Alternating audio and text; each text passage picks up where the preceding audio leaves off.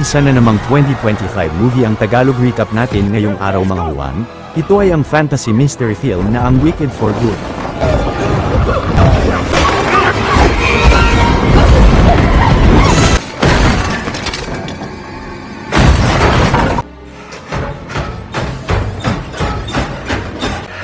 What have you done to me? You witch! Why? Is to fight you till the day I die. What are you doing?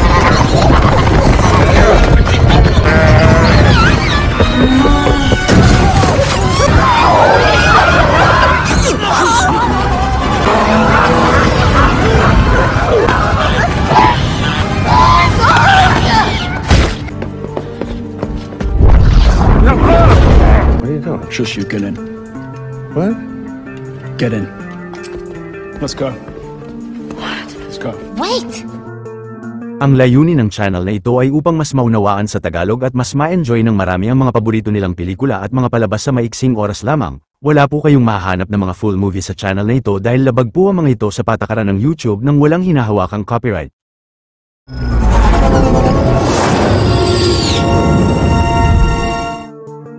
Makalipas ang isang taon, mula sa utos ng wizard na si Oscar Diggs ay puwersahang pinagtatrabaho ang mga buffalo ng mga mamamayan ng Oz na gumawa ng Yellow Brick Road kahit palabis na nahihirapan na ang mga ito. Pero ang Green Witch na si Elphaba o si Elfie ay mabilis na pinigilan at inatake ang mga trabahador upang iligtas ang mga buffalo mula sa malupit na pagpapatrabaho ng mga ito sa mga hayop. Ngunit nang napansin ni Elphaba na papunta sa lugar ang mga winged monkey ay nagmadali siyang lumipad palayo.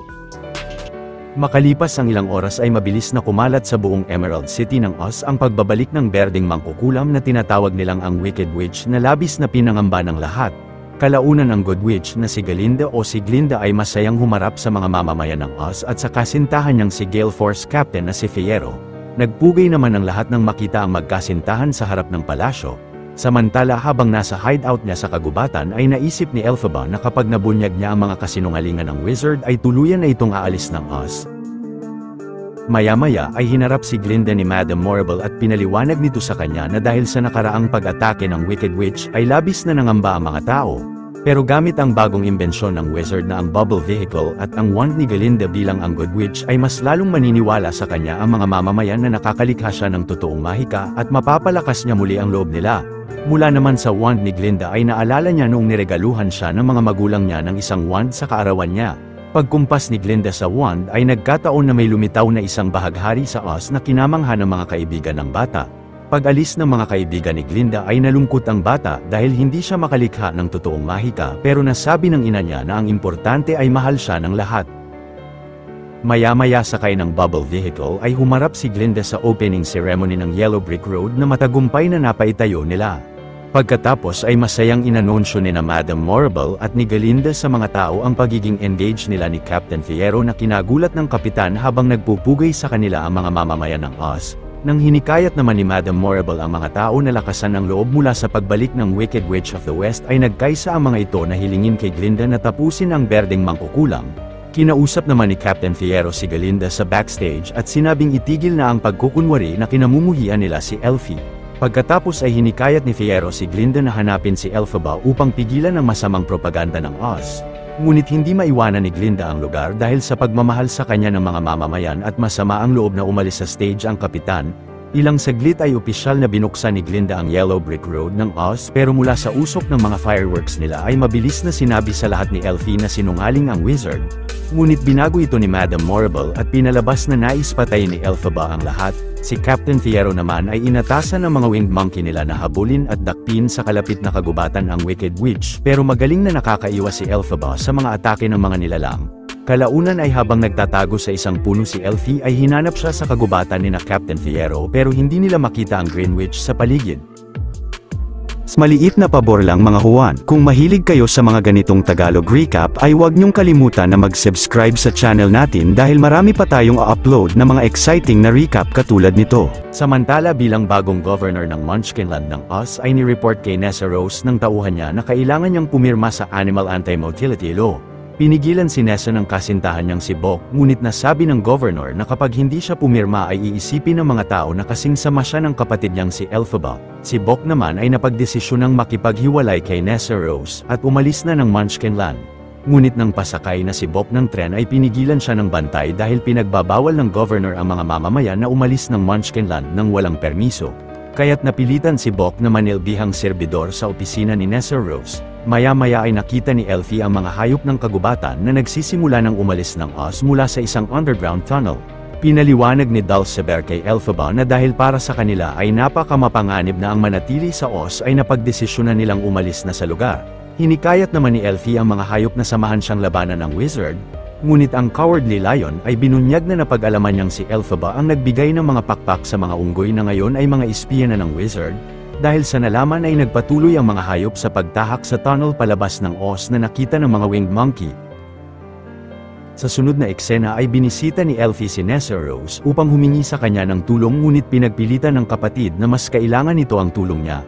Nais raw maibalik ni Nessa ang masayang pakiramdam niyang parang lumulutang sa hangin noong araw kung kailan masayang nagsayaw sila ni Bok sa isang party habang suot ang silver na sapatos na yun.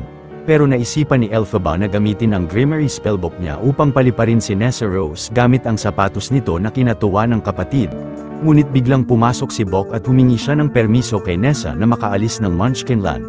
Dahil nalaman ni Bok na ikakasal na si Glinda at plano niyang umapela roon upang mahayag sa babae ang nararamdaman niya. Naisipan naman ni Nessa na gamitin ang spellbook upang mapilit si Bok na mahalin siya ngunit tila lumiliit ang puso ng lalaki.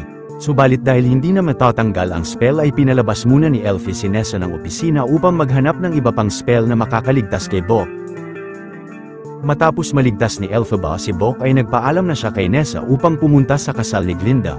Kalaunan nang nagkamalay na si Bok ay napansin ni Nessa Rose na naging isang tinman na ang lalaki at galit na sinisi nito ang governor sa naging bagong anyo niya bago inis na umalis. Maya-maya ay nakipagkita si Elfie kay Glinda at habang nasa loob ng chamber ng kaibigan ay hinikayat siya nitong humarap sa wizard pero biglang nawala ang Green Witch. Ilang saglit ay hinarap nga ni Elphaba si Oscar sa chamber nito upang pilitin ang wizard na aminin sa lahat na wala siyang kapangyarihan at hindi siya isang totoong wizard. Pumunta rin si Glinda sa chamber at pinakiusapan niya si Elfie na makipag-ayos muli kay Oscar. Nasabi naman ni Oscar na kahit paaminin niya ang lahat ay hindi maniniwala sa kanya ang mga mamamayan dahil kahanga-hangang wizard ang tingin nila sa kanya. Kalaunan kasama si Glinda ay kinumbinsi ni Oscar si Elphaba na makipag-alyansa muli sa kanila. Pero nasabi ni Elfie na sasang-ayon siya sa kanila sa kondisyong hindi nasisisihin ng wizard ang mga hayop at papalayain niya ang mga winged monkey. Tinanggap ni Oscar ang kondisyon ni Elphaba at binigay niya sa kanya ang susi ng cage ng mga winged monkey upang siya mismo ang magpalaya sa mga nilalang. Matapos mapalaya ni Elfie ang mga unggoy ay umalis na ang dalawa sa chamber subalit ang winged monkey leader na si Chistery ay tinuro sa Green Witch ang lihim na chamber ng wizard. Sa kasalukuyang iyon ay sinimulan na sa palasyo ng Emerald City ang engrandeng kasal ni Galinda at Captain Fierro, habang si Elphaba ay nadiskubre ang chamber ng wizard kung saan nakakulong si Dr. Dillamond na hindi na makapagsalita pati na ang lahat ng mga hayop na nakakulong roon. Paglapit ni Oscar kay Elphaba ay napagdesisyonan niyang patuloy na kalabanin siya at pinatakas ng Green Witch ang lahat ng mga hayop sa chamber. Ngunit nagtakbuhan ang napakaraming hayop sa seremonya ng kasal ni Glinda at Fierro na biglang kinahinto ng event. Samantala galit na sinakal ni Elfie ang leeg ng wizard pero biglang lumapit sa kanila sina Captain Fierro at ang hukbo niya. Inutusan naman ni Fierro ang mga tauhan niya na kumuha ng maraming tubig at sinabihan niya ang wizard na pumasok sa malaking cage. Ilang saglit ay lumapit sa kanila si Galinda pero napagdesisyonan ni Captain Fierro na tulungang makatakas si Elfie at sumama siya sa Green Witch na labis na kinagulat ni Glinda. Maya-maya ay dumating sa chamber si Madame Morrible ngunit upang makapaghiganti ay minungkahi ni Glinda sa kanila na ipagkalat na nasa panganib si Nessa upang magpakita muli si Elphaba. Sa sunod na eksena ay sinama ni Elphaba si Fierro sa hideout niya sa kagubatan at naghayag sila ng mga nararamdaman nila sa isa't isa. Pagkatapos ay masayang dinala ni Elfie si Fierro sa isang abandonadong kastilyo na ang Kiyamoko. Subalit ginamit ni Madame Morrible ang kapangyarihan niya upang lumikha ng napakalakas na buhawi sa gitna ng Oz. Si Nessa Rose naman ay pinilit na hinanap si Bok sa labas ngunit ang bahay na napalipad ng buhawi ay biglang bumagsak sa governor na nakita ni Elphaba sa isip niya. Kinaumagahan ay pumunta si Glinda sa lugar kung saan bumagsak kay Nessa ang isang bahay. Pagkatapos ay binigay ni Glinda sa dalagitang naninirahan sa bahay na si Dorothy ang mga silver na sapatos ng yumaong governor. Pero kinagalit ni Elphaba ang pagbigay ni Glinda ng sapatos ng kapatid niya dahil yun na lang ang natitirang alaala niya sa kanya. Pero dahil sa pag-agaw ni Elfie kay Fiyero mula kay Galinda ay nag-away silang dalawa subalit agad na dinakip ang Green Witch ng Gale Force. Mabilis na dumating naman sa lugar si Fiyero kasama ng mga Winged Monkey at pinagbantaan niya ang Gale Force na babarilin si Glinda kung hindi nila papalayain si Elphaba. Sumang-ayon ang mga guard kay Fiyero at sinabihan niya si Elfie na iwan siya roon at umalis na ng lugar. Kahit mabigat sa kalooban ay umalis nga roon si Elphaba ngunit agad na dinakip si Fiyero ng Gale Force. Ilang saglit pagbalik ng Green Witch sa Kiyomoko ay agad na nagbigkas siya ng spell mula sa Grimoire upang makasurvive si Fiyero mula sa malupit na pagbubugbog sa kanya ng Gale Force ng Emerald City subalit naging isang scarecrow ang kasintahan niya. Dahil naman na-realize ni Elphaba na madalas siyang nabibigo sa paggawa ng mga mabubuting bagay ay kasama ang mga Winged Monkey ay napagdesisyonan niyang tanggapin siya ang Wicked Witch of the West. Maya-maya ay nagtungo sina Dorothy, Tin Man, Scarecrow at ang Cowardly Lion sa opisina ng wizard at inatasan sila nitong patayin si Elphaba at ibigay rito ang broomstick ng witch. Ilang saglit ay binunyag ni Tin Man sa publiko na ang Wicked Witch ang nagbago ng anyo at nagtanggal ng puso niya.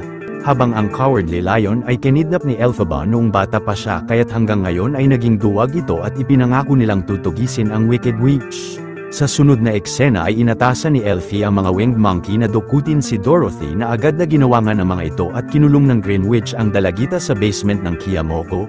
Samantala si Glinda ay kinwestiyon si Madame Morrible kung isa nga bang aksidente ang paglitaw ng buhawi na ang dahilan ng pagkamatay ni Nessa. Ngunit inis na nasabi ni Morrible na ngayong nakuha na ni Galinda ang mga nais niya ay dapat na manahimik na lang siya. Kalaunan ay naisipan ni Glinda na magtungo sa Kiyomoko at sinabi niya kay Elfie na plano niyang ibunyag sa mamamayan ang katotohanan tungkol sa kanya.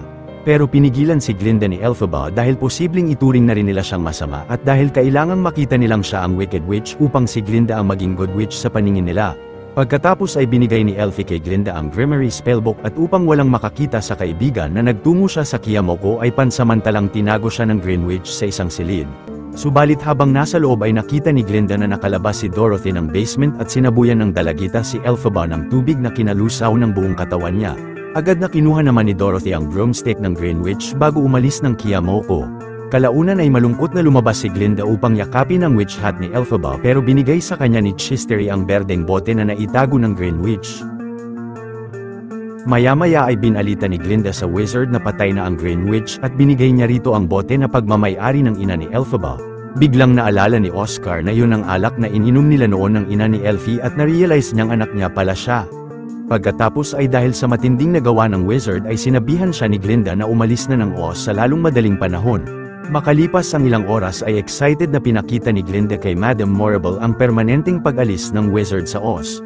Pero bilang bagong namumuno ng Oz ay inatasan ni Glinda ang mga Winged Monkey na dakpin si Madame Morrible.